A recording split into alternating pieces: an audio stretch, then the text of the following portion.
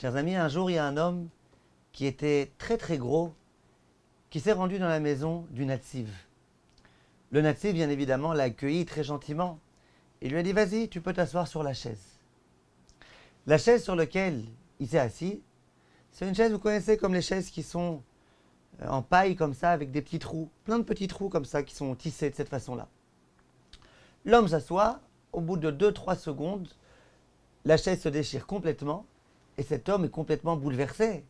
Il se dit, ouais, j'ai cassé la chaise du Rav. Il avait très honte. Le Rav, immédiatement, il a voulu le mettre à l'aise. Il lui a dit, je vais te dire ce qui s'est passé. Tu connais bien l'histoire, lorsque Yaakov Avinu a voulu dormir, et qu'il y avait plusieurs petites pierres. Chaque pierre a commencé à se battre. Où est-ce que le tzaddik va mettre sa tête? Et puis chacune à dire, c'est sur moi que le tzaddik va mettre sa tête. L'autre qui répond, non, c'est sur moi.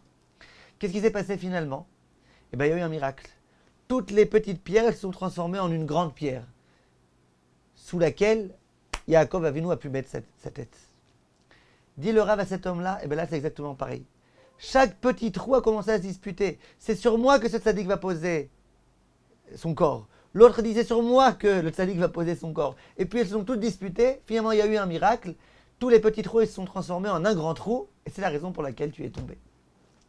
Regardez un petit peu.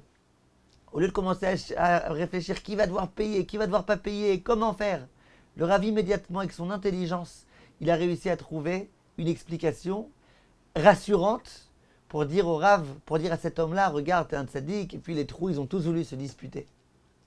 Apprenons de là, mes chers amis, notre intelligence, nos connaissances en Torah, à essayer de s'en servir pour toujours mettre les gens à l'aise, pour toujours montrer aux gens combien on les apprécie, combien on les aime, peu importe, gros, maigre, peu importe, on apprécie tout un chacun.